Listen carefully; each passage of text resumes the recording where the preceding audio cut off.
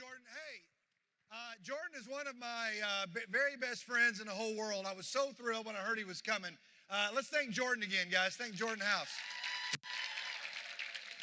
So one of my former students is right here. This is Elijah. He's one of the team led by Forrest Doddington. There's a bunch of them back there. And they've done, without them, none of this happens. Would you thank Forrest and his team? They've done an incredible job.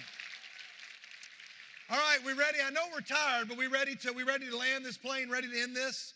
Are we going to finish strong, SonQuest? Let's finish strong. Somebody once told me, an older guy at our church came to me and he said, Skid, how are we going to stop these kids from clapping? And I love this brother, and he loves me. And I said, you really want an answer? And he said, yeah. And I said, you give them nothing worth clapping about, and they'll stop. And he said, okay, I get it. Clap on. Here we are. And we do have something worth clapping about because there's at least 13 people out there that took their first steps through the tunnel into the big kingdom. Where are you? Stand up. If you're one of the 13, stand up. Where are you? Stand up, okay? Now stay standing. Stay standing. Now, there's 13 here. I know there's some that have said, I got at least 2 that said, hey, we're going to make this decision when we get home. We're waiting till our family can be there. If you've already lined that up, would you stand up? There's at least a couple more. Stand. If there's somebody else, stand up. Okay, a few more. Okay.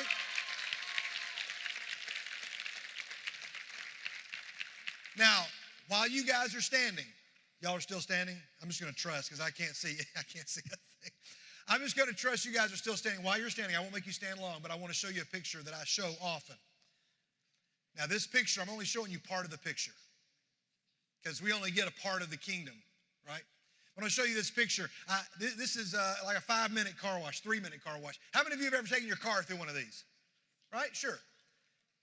This is the part of the picture that makes me laugh every time. Check out the rest of the picture. Yeah. They're waiting, y'all.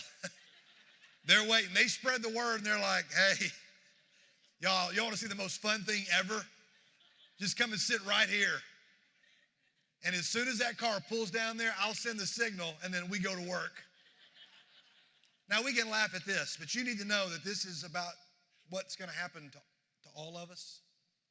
Like the enemy says, fine, I'll give you SonQuest. I'll give you Friday, Saturday. I'll give you Sunday. I may even give you Monday since you're off from school.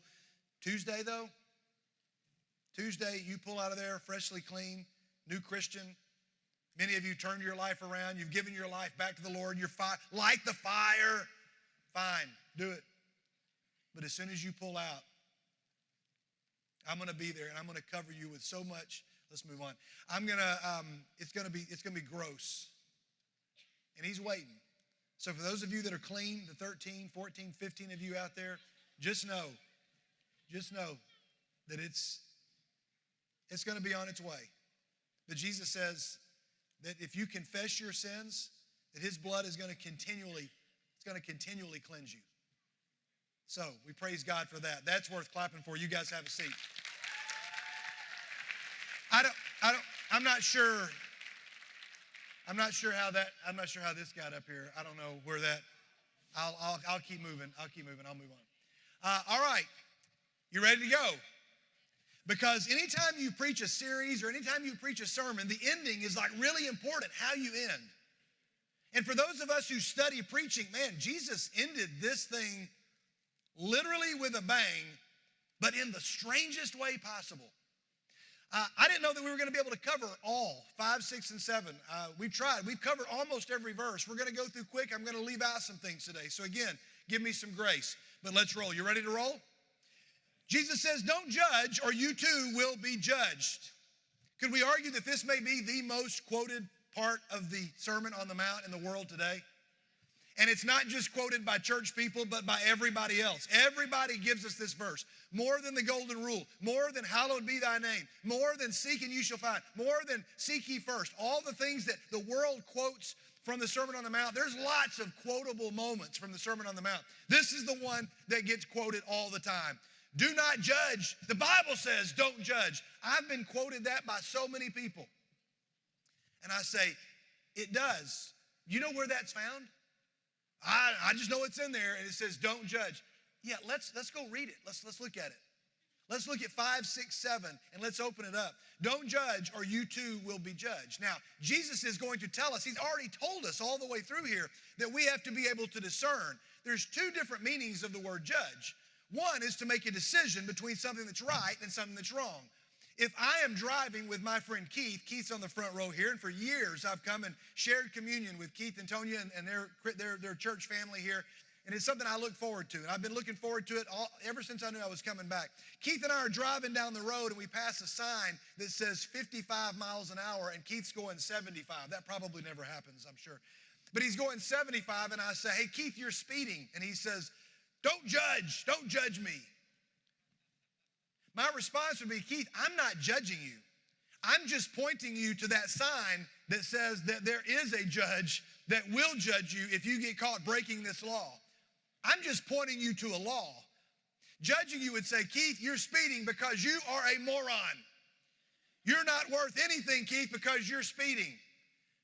Judging that Jesus condemns is the judgment that erases the potential for the image of God to be another person and to say, I'm done with you. We have no power to cast eternal judgment on somebody, but Jesus is going to tell us we certainly have to be able to point out right and wrong and that there is a judge. Let's keep going. For in the same way you judge others, you'll be judged. And the measure you use, it'll be measured to you. I actually want to back up one for just a second. All right, where's Pharrell? Pharrell, you sitting up close again? All right, one more time. Come on up, but bring one of your guy friends with you. Bring one of your guys with you here. Just pick somebody. It needs to be a guy. Bring a guy up here with you. Okay, very good. All right, come on up. Let's give Pharrell a big hand one more time.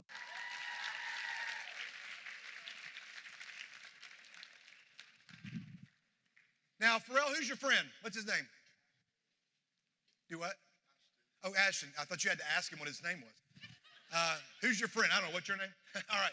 Ashton. You guys in the same youth group together? You guys friends? All right. I want you to hold this. Ashton, I want you to come stand right over here, okay? And I want you to hold this. This is truth. Truth's solid. It's a foundation. He's got a brick that says truth on it. Everybody say truth. Ashton makes a mistake. And Ashton does something that he shouldn't do. Not just speeding, but he does something that he's like, oh man, you shouldn't do that. And he's got a choice what he's going to do with this truth brick. Now, the image that most people in the world have of Christians is that Pharrell is going to do what with this truth brick? He's going to, okay, wait, man, you seem excited. Stone him, stone him, stone him. Somebody over here is like, hit him on the head. See, the world, this is the world. The world thinks this is what we're like. We get together and we clap and celebrate. Let's go out and stone them. And so, Ashton, you okay to have a cardboard brick thrown at you? Sure. How hard can you throw a cardboard brick? Do what? Yeah, okay. He's like, okay, maybe. All right, let's turn around. You already got a Band-Aid on. I want to make sure that somebody's already hit you there. Here, you don't have to throw it really hard, but just throw that brick at him. Throw the brick at him.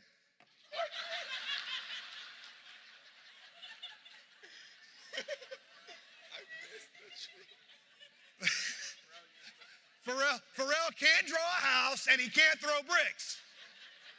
And he just said, I messed up the truth. No. Ashton's like, let me throw the brick. All right, I'm going to give you one more chance. You ready? All right, let's throw that at him. Okay. See, it didn't hurt that bad. Yeah, ouch. Okay, all right, the truth hurts. All right, so Ashton has now been hit with this. Now, Ashton's like, man, come on. Like, what did I do? Like, the Bible says don't judge. And Pharrell's like, oh, yeah? He's like, I got a whole bunch here.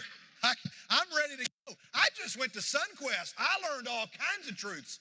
I had no idea the stuff you were doing wrong, Ashton, until I went to SonQuest. So pick up another one. What? Yeah, get ready. Get ready. All right, get ready. 3, 2, okay, stop a second. Now notice what he did. I didn't even tell him what to do. What did he do? What did he do? He turned his back because he knew what was coming. Guys, this is exactly what this is how the world reacts to many of us when that's our action. I didn't have to tell Ashton, brace for impact. He just turned around. He was like, I know it's coming. I'll get ready. But it's Pharrell, so it's a 50-50 chance this is going to hit me. I could be okay.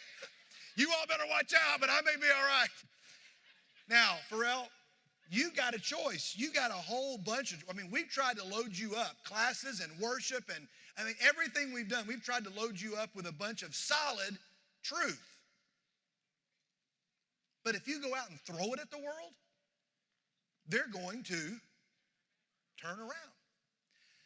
So he's got one choice here. He could say, okay, you know what? I don't want to be around you anymore because you're a bad influence, so I'm just going to start using this here, and I'm just going to build this wall between us, this big wall of truth, so that you can't get over here, and I'm going to stay here.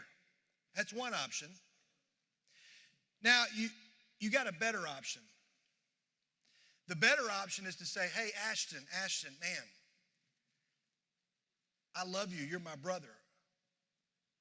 I know I forgot your name walking up the stairs, but let's just get beyond that, and let's look here. And what if you start doing this?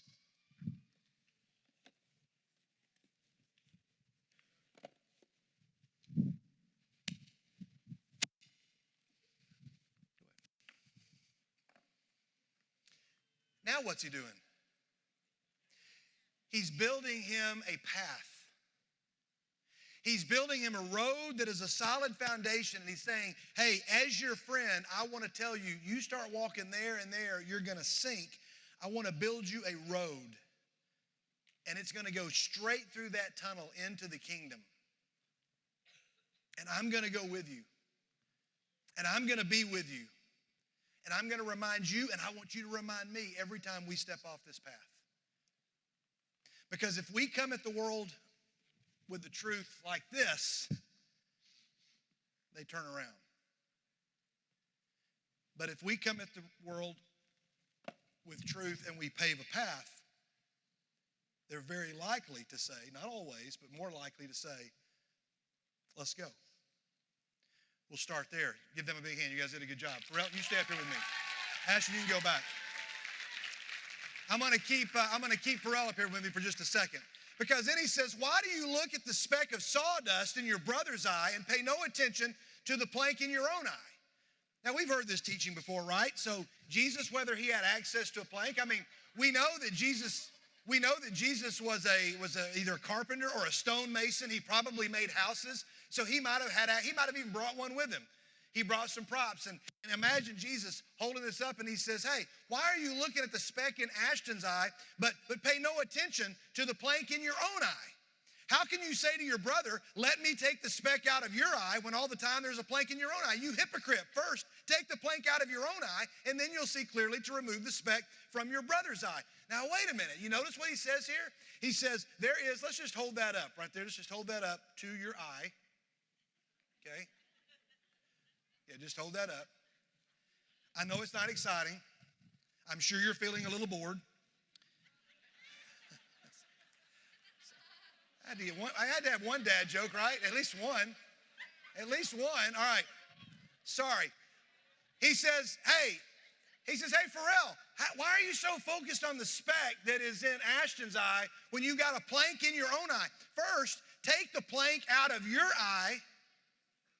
So let's take that out. Notice what he says.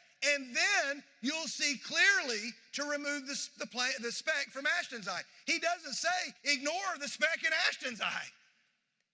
He says there's a time for you to point him to the fact that there's something that's hindering his eyesight. You're still concerned about his eyesight.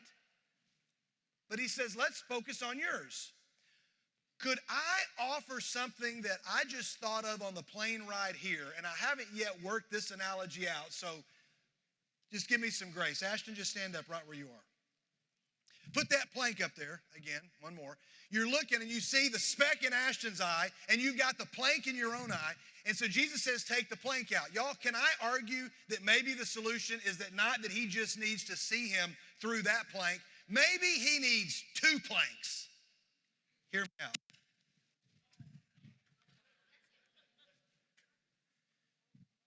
He says, well, I can't hold that up. Yeah, the good news is, Pharrell, you don't have to.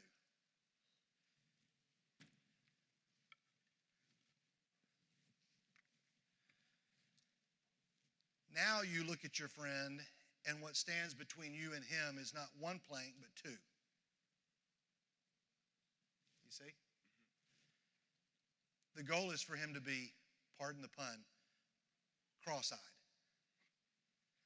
And when you look at somebody cross-eyed, you see the plank in your eye, you see the speck in their eye, you see the speck in your eye, and you're like, hey, let's walk down this road of truth together. Does that make sense, church? Maybe we don't need one plank. Maybe we need two. So, Pharrell, Jesus says, don't give dogs what is sacred. Don't throw your pearls to pigs. If you do, they may trample them under their feet, and then they'll tear you to pieces. Ask, and it'll be given to you. Seek, and you will find. Knock. Time out. How many of you have heard this part before? This part is big. Ashton, I'll call on you again. You can have a seat. I forgot you were still standing because I can't see anything except the end of the stage here. So we've heard this part. This part gets quoted a lot. Guys, I'm just wondering. I could be wrong. I'm wondering if this was not Jesus changing subjects. He says, the plank in your own eye and the speck in your brother's eye. First, remove the plank. Now, new topic. Ask and it'll be given to you. Guys, what if, Ashton, one more time, Ashton, stand back up. Stand back up, sorry. What if this part is connected to the last part? And what if this is not just ask and you'll receive and knock and the door will be opened, seek and you're going to find? What if he says, you're concerned about that guy, but you don't know how to work this out? You don't know how to go to him and deal with that speck? What if it's connected right to this text? Hear me out, because Jesus is saying, you're trying to figure out a way to work things out and to get with him and not judge him, but to draw him into the kingdom. Well, then ask. Ask and it'll be given to you. I'll give you the words to say to him. Seek and you'll find. Knock and the door will be opened. He will invite you in. You don't have to throw a brick through the door. You just have to wait patiently and let me do my work. And anyone who asks receives. The one who seeks finds. The one who knocks. The door will be opened so that you two can be brought back together. Church, do you see it's a new way of looking at that passage? I think that Jesus is connecting those. Now, he could be talking about prayer and seeking, but I think he's connecting them and saying, first of all, it's about restoring the image of God between the two of you. And if you just ask, like, I'm going to be there to help you figure out how to get with Ashton. Which of you, if your son asks for bread, will give him a stone? Or if he asks for a fish, give him a snake? If you then are evil and you know how to give good gifts to your children, how much more will your Father in heaven give good gifts to those who ask him? So in everything, do to others what you would have them do to you, for this sums up the law and the prophets. The law, love the Lord your God with all your heart, soul, mind, and strength. The second command, love your neighbor as yourself. He says those are the two commands. And the Sermon on the Mount says, I'm going to show you how to love each other, because when the world sees you two loving each other in a way that is so upside down, they're going to say, I want whatever road you're walking on. Like, I want to know what it is. How many of you are wearing a WWJD bracelet right now? Anybody got one on your hand right now? My guess is there's still a lot going around, yeah. Now, I don't want to offend anybody, but I want to tell you, Jesus, I love the bracelets. Jesus even lowers the bar here. He says, WWJD, great question to ask. But Ashton, I could give you another bracelet. WWIW, what would I want? You go, that sounds so selfish. Nope, not in Jesus' economy. Jesus turns that upside down and he says, just ask what would you want and do that. Like, let's start there. Everybody with me? WWIW. And then you get to WWJD. The golden rule. Another one that everybody quotes. Ashton, you can have a seat, but be ready. I'll have you stand back up again later. Enter through the narrow gate, for wide is the gate and broad is the road that leads to destruction, and many enter through it, but small is the gate and narrow the road to life, and only a few find it. Watch out for false prophets. They come to you in sheep's clothing, but inwardly they are ferocious wolves. I'm going to get to this in just one moment. I want you to help us with one more thing. All right. I may have shared this with some of you before. I'm not sure where, but Pharrell, if you've seen this along the way, but Pharrell, I want you to come stand right over here. I've got a bottle of water. I've got this cup. Here's your question. How much water in this bottle is going to fit into this cup? Just show me with a hand. You say, when I pour this water here, I want you to say, this is how much water I think is going to, it's going to use this much water. Yeah, how much water will be left? Yeah, you can tell me that, how much water. Okay, you think this, is that fair? You think this much water will be left if I pour this water here, right? Yeah. All right, so let's try it. Okay. No. What? No. Wait, what? No, wait a minute. Wait a minute. Yeah. Man, you are animated. What'd you do? Why did you suddenly just hijack and take over the whole sermon, Pharrell? You're about to pour it on the table. Do what? You're about to pour it on the table. Okay. I just said, when I pour this water here, how much is going to be left? You want to change your answer? 0. Okay. And what did you do? I flipped it. Yeah. You turned it upside down. Well, you turned it right side up. You righted the cup. See, church, righteousness is not Pharrell's ability to do all sorts of good things. Righteous people are not just people that say, look at all the great things I do. The Pharisees were, because they were stuck at the entrance to the kingdom. Jesus says, no. You just choose to follow me. I will credit it to you as righteousness. Righteousness is not about doing right things. Righteousness is being rightly positioned so that you're ready to receive whatever God is going to pour. You are righteous. This cup is now righteous. It has been righted. And Pharrell, notice how quick you were to say, no, stop. You're not ready. In your relationship with Ashton, do you do the same thing? Do you say, wait a minute, you can't be filled because you're not righteous? Hey, don't judge. I'm not judging. I'm just pointing out your position. You are not ready to receive what God is ready to offer. Is this making sense to you, church? All right, let's keep going. So you remember our movie. I still have a little bit of PTSD from that last night, actually. Ashton comes to you and he says, but Pharrell, you don't understand my life. You don't know my life. I've been through this. I've been through this. I've been through this. You know what your answer can be? Hey, you're trying to judge your story. You're trying to judge God, and you've really only seen a 1-second clip of what he's up to. Like, might there be more to the story that you don't know about? And why are you going to everybody in the world that knows nothing about what they're talking about instead of going to the one who says, I wrote the story? So, we go back to Jesus' words, watch out for false prophets. They come to you in sheep's clothing, but inwardly they are ferocious wolves. By their fruit, you will recognize them. Y'all go on mission trips with your church? Have you been on a mission trip before? Okay, well, first thing is, we're going to make that happen at some point soon. If you go, you're going to like, if you go to a foreign country, you're going to have a chance maybe to go shopping, and you'll come back with some cool products. Maybe like this backpack I got once when I was on a mission trip. Let's show the picture of this backpack here. Yeah. I think the real highlight of my whole weekend has just been anything that makes Pharrell laugh. Now, Pharrell, why are you laughing at my backpack, dude? That's my backpack, man. Like, I paid money for the backpack. I carry it around. Why are you judging my backpack, Pharrell? Well, I bought another one while I was there. I got another backpack. And then I bought me another one because I like to collect backpacks. While I was there, I also bought some toys like the change robot. And then I want some more toys, so I got the transmogrifier. And then I went down to another toy store and I bought me the Franz-Stormer.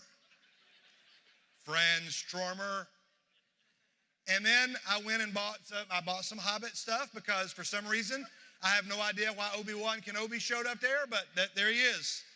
And then I wanted some more toys, so I bought the Sense of Right Alliance. The Power Rangers, Superman, Batman, Spider-Man, Shrek, and Lightning McQueen. This is the Avengers we deserve, everybody.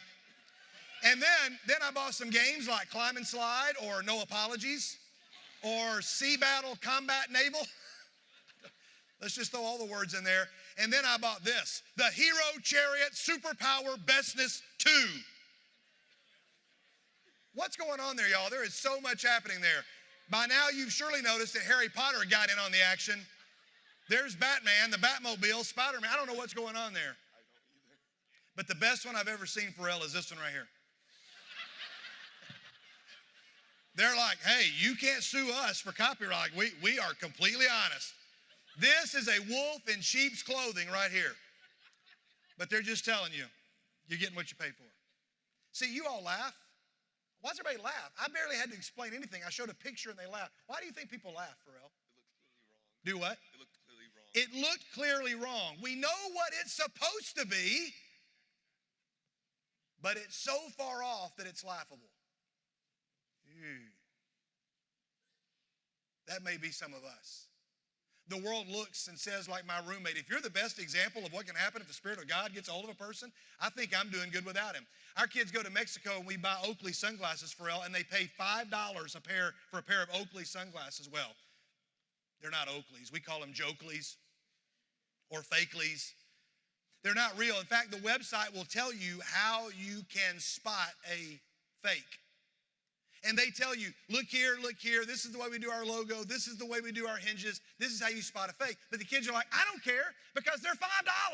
I'm going to pay $5 for a pair of sunglasses. I'm going to walk in my school on Tuesday and everybody's going to go, whoa, did you see Pharrell? He's got Oakley sunglasses. So I asked this one kid, I said, do you realize that if, they're going to know they're a fake? And they say, no, they're not. Not if I keep them far away. Once they get close, I take them off and I put them away. But if I can keep them at a distance, everything's going to be just fine. Another teen said, uh-oh, you've done it now. They said, what? And they said, you have become one of Skid's sermon illustrations for the rest of your ever-loving life. Because that kid heard it too. See, if you can keep people at a distance, then you're not going to see the speck in my eye. You won't know that these are fake. I mean, I want the power and prestige of an Oakley sunglasses. I just don't want to pay the price. By their fruit, you'll recognize them. Maybe the worst example of this I've ever seen, I hope this picture doesn't freak anybody out or gross anybody out, but a guy named, I think his name is like Gunther Wilson in Germany, and he's a tattoo artist. And the guy walked in and said, hey, I got a tattoo. I got an unusual request. He said, what? He said, well, I've been trying my best to work out, and it's not working out. Been trying to tone up. I can't get toned up. And he said, so I just figured, you know what? If you can't tone it, tat it. So he had him tattoo a perfect set of six-pack right there on his chest. That's a tattoo. If you can't tone it, tat it. And he said, you know what? I just that way, from a distance, from a picture, I look pretty good. Don't let people get too close. You'll know them by their fruit. All right, Pharrell, before I let you sit down, I want you to know that in 5, 6, 7, we are reminded that there is such a thing as right and wrong. We're also reminded it's never right to ignore wrong. But Jesus says there is a right way to confront wrong. See, it's that confront, C-O-N, against. You're going to be against something. You're going to confront it or you're going to condemn it. He says it's not your job to condemn. It's your job to confront. Don't throw the brick at it and build a path. If you got it, say got it. All right, Pharrell, you can go and have a seat for right now. Everybody thank Pharrell. Great job. Okay.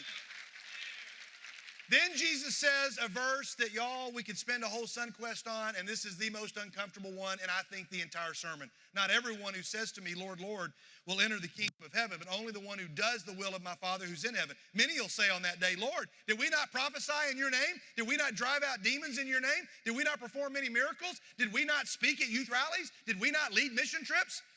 And I will tell them plainly, I never knew you. Away from me, you evildoers.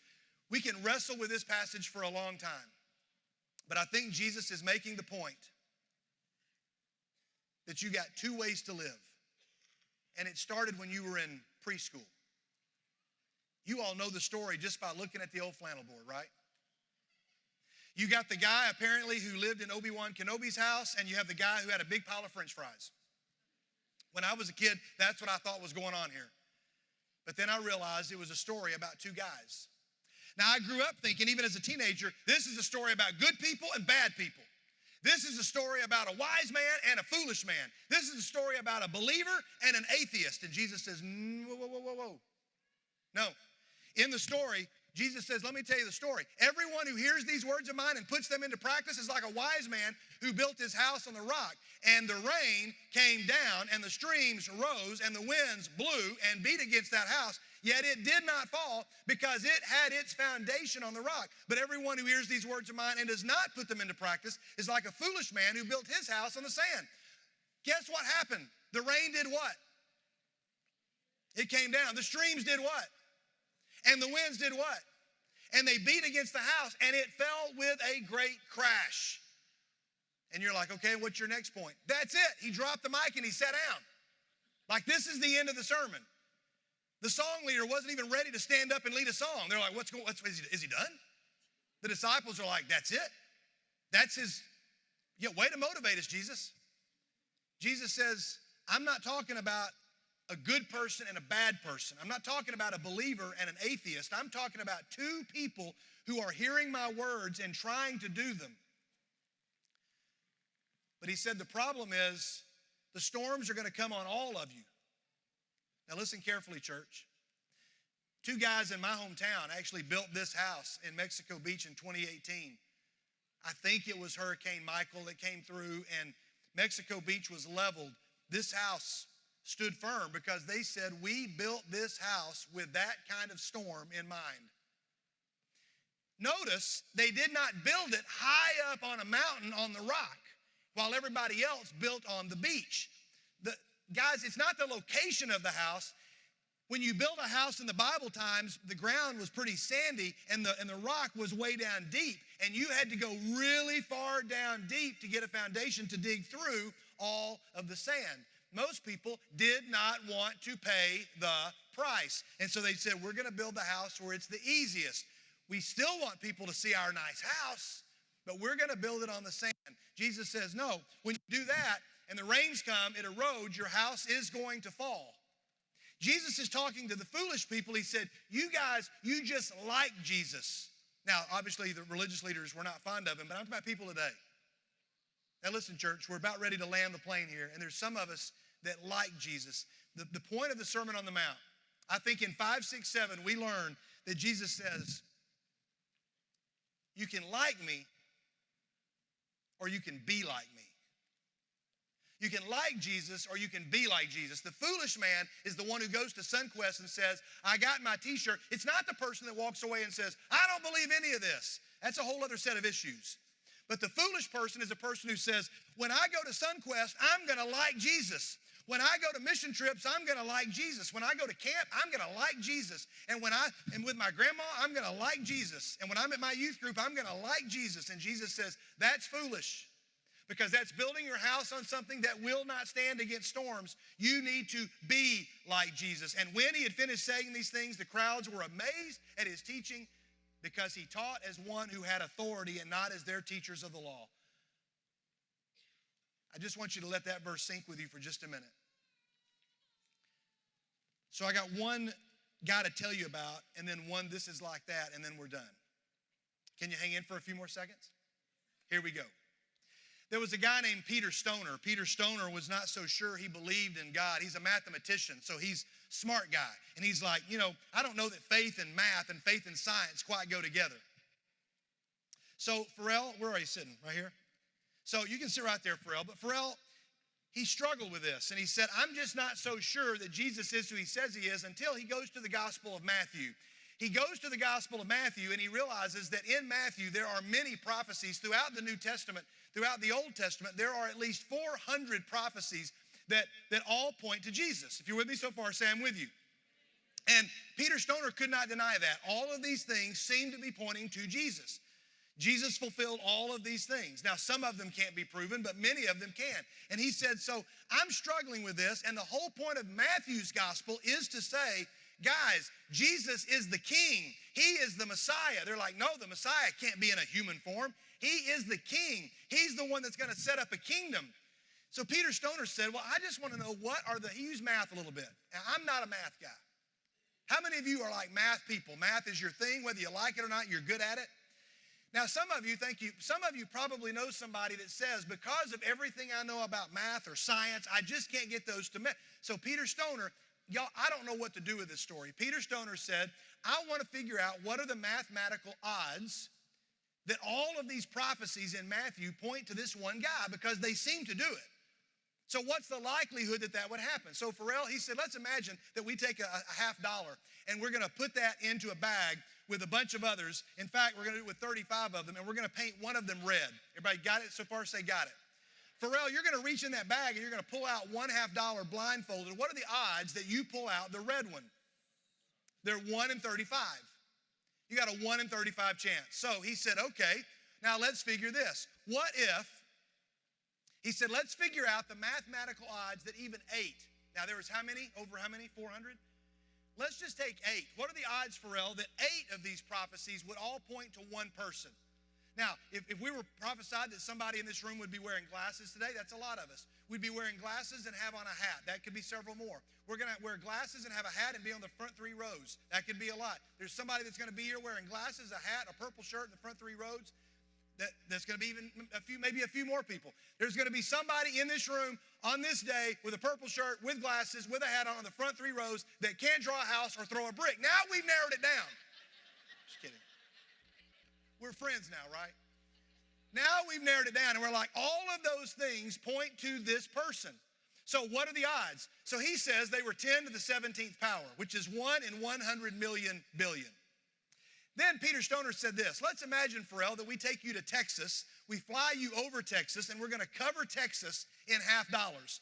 We're going to cover it knee deep in $50, and we're going to take that red one, and we're going to cover it up, and we're going to mix it all up. Hypothetically, let's imagine we could do this. He says, Pharrell, what are the odds that you then parachute out blindfolded, land in Texas, walk around as long as you want to walk? And then whenever you're ready, you kneel down and you pick up the $50 and you pick up the red one. Now what are the odds that you get the red one? You say, well, that's some pretty big odds. He says those are the exact same mathematical odds that 8 of 400 prophecies would all point to one person when we take the prophecies of the Old Testament. Peter Stoner said, I don't know what to do with that. So what about 48 of the prophecies, Pharrell? Now you're talking to your friend Ashton who says, I'm not so sure I believe this. And you say, oh yeah? Well, I'm going to make you believe it. Or you say, hey, Ashton, would you just come with me for a second and walk down this path with me for just a second? Can we just stand on this foundation of rock for just a second? Let me tell you, there's 400 prophecies. What are the odds at 48 of them? It's 10 to the 157th power. That is that number right there. Let's put that number in context. This is an atom. First time y'all seen a picture of it? This is an atom here, and we're going to now count the number of atoms in an inch. This is an inch. There's 1 inch right there. And 2.5, that's how many atoms are there. You're going to count the atoms, Pharrell. If you counted the number of atoms that were in an inch in a line at 250 a minute, 1, 2, 3, 4, 5, 6, 7, 250 a minute, it would take you 19 million years to count the number of atoms in 1 inch. Peter Stoner said, now let's imagine the atoms. This is that number, right? The number I just gave you. The odds that 40 of those prophecies are going to point to one person, he said, if you were to go into the universe and you fly around the universe and you get out of the spaceship with a blindfold on and you reach out and you pull out one atom that we painted red, one atom in the whole universe.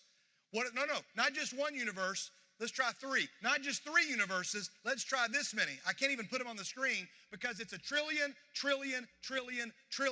billion universes, and you're going to pull one atom out and it's going to be red. What are the odds that you do that? He said it's the same odds that 40 of those prophecies point to one person. And he said, which they do.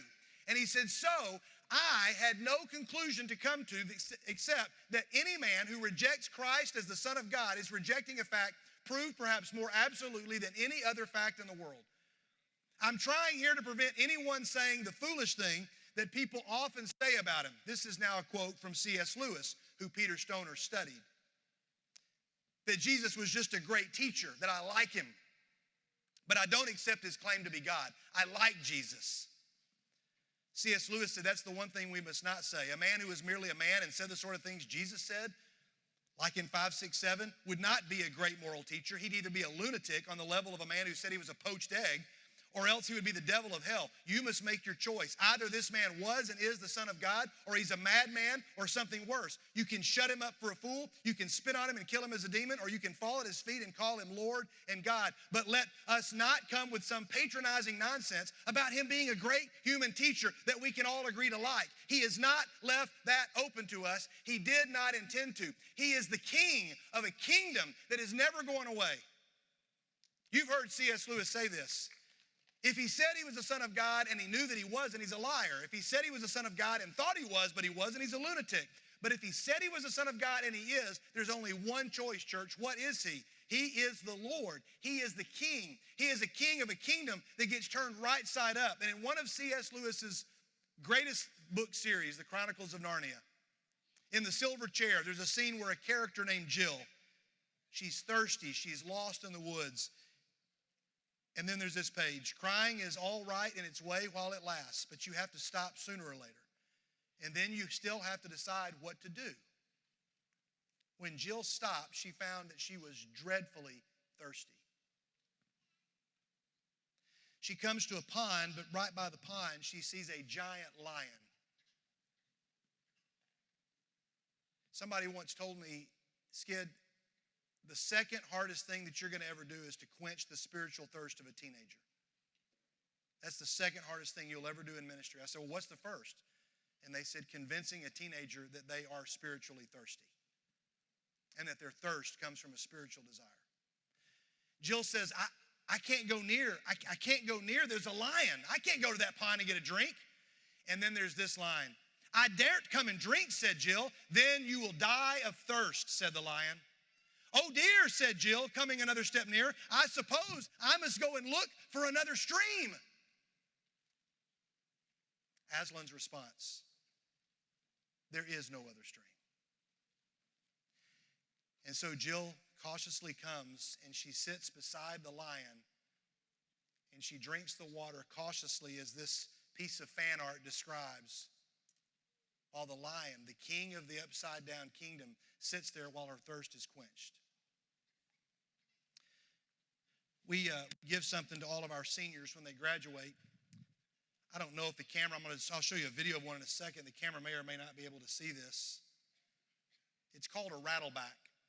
It looks like a little canoe. It's a little piece of plastic. We give one to every one of our seniors. You say, wow, sorry I don't go to your church.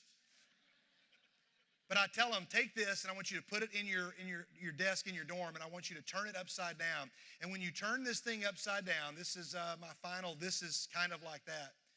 When you take it and you spin it, and you spin this thing counterclockwise, it spins and spins and spins until gravity stops it. But when you try to then spin the same rattleback clockwise, it stops, it rattles, and it goes back the other direction. It's a pretty simple, amazing trick. In fact, not only to spin it, you just tap it, and it begins to spin counterclockwise. And you're like, why?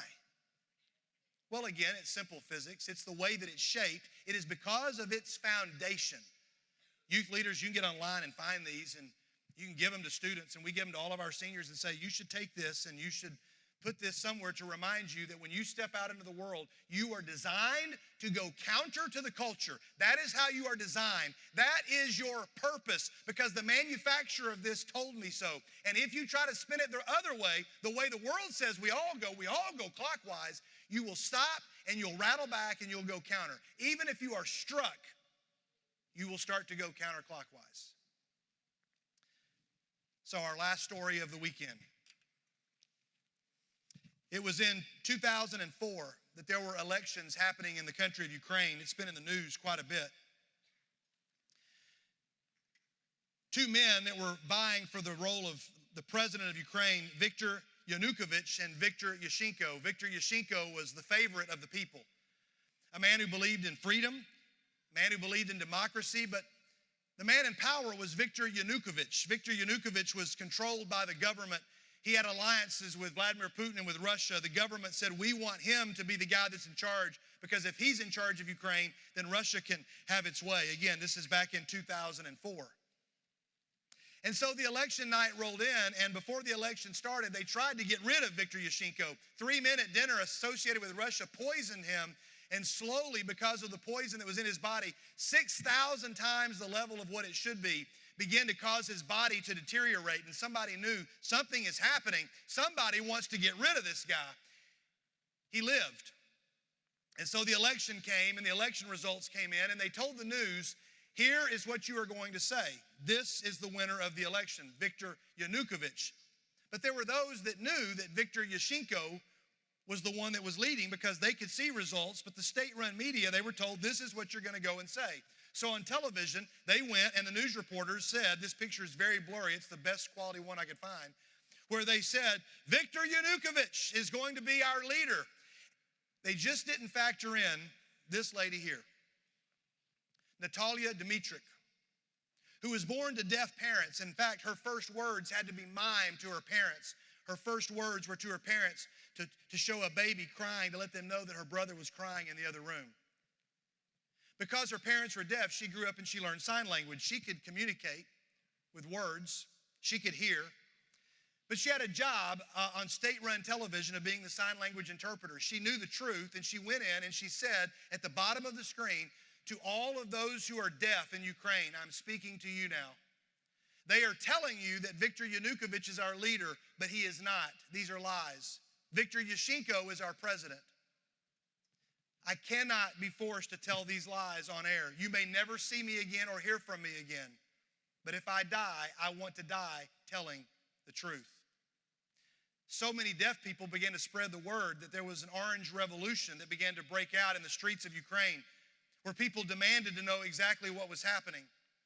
All of these people, because one person had the faith to go counter to the culture. Another election several months later was held, and Viktor Yushchenko was announced the winner and the president of Ukraine in 2004. But he said the credit goes to the people of Ukraine and to one woman who was brave enough to go counter to what she was told. And so, one person brought about all of that. Pharrell, would you stand up? You're one guy. You're one guy that I've come to have a real heart for because you seem to love SonQuest. You love Jesus. You love knowledge. You're going to be a heart doctor. You got friends. You're popular with the people that are with you. You love worshiping. You love to laugh. But the enemy will come to you and say, Pharrell, you have no purpose. Like, what can you really do? Until you read 5, 6, and 7 and you hear, you know what? When I step into the kingdom, I can bring about a revolution. Pharrell, when I looked up that story, I want to show this slide on the big screen. When I showed this story, at the bottom of the story, this is what popped up, Pharrell. And not only the story itself was a great analogy of what we're doing here, but again, I had a choice. SonQuest, it told me I could like this message, I could follow the people that send me this stuff, I could sign up, or I could close it. Pharrell, I could like it and say, that was good, thanks. I could follow, say, you know what, I want to know more. You guys send out more stories, I want to know more. Or I could sign up and say, whatever you send, I want sent straight into my inbox because I'm ready. Or I could say, close me. Yeah, thanks, but no thanks. I'm done. So, Pharrell, would you come up on the stage one last time?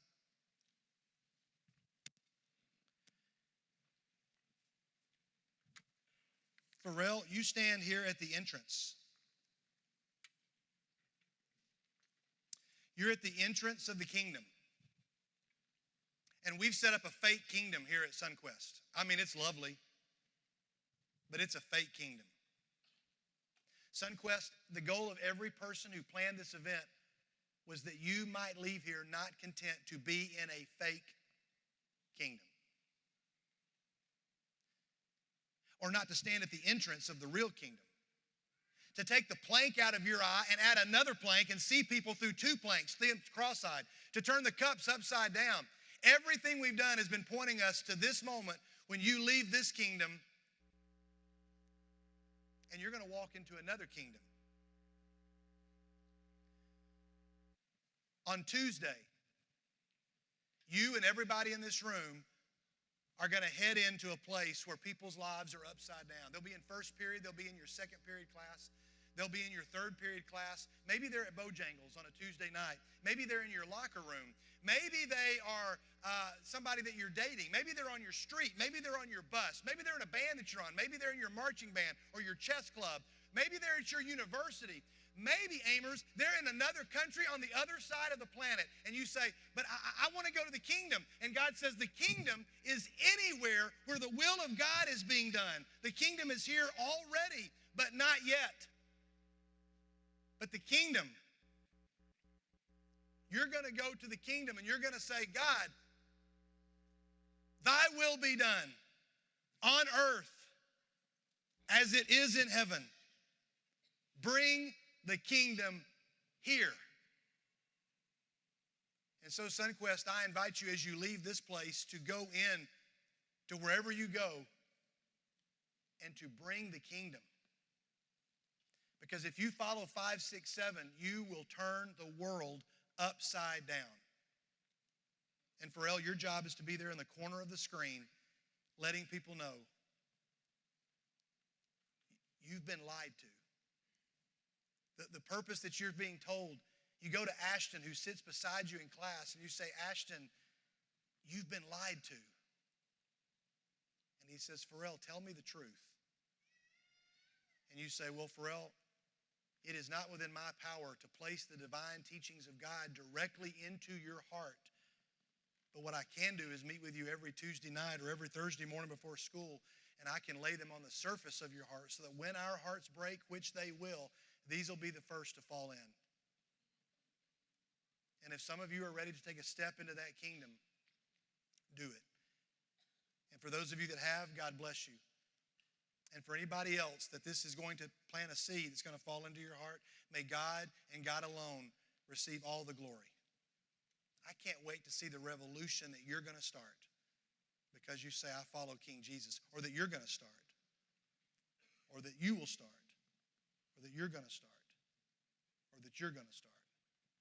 So let's build a road of truth, and let's be like the wise man, and let's leave SonQuest, and let's head to the kingdom. You ready? Come on, let's go. See you guys.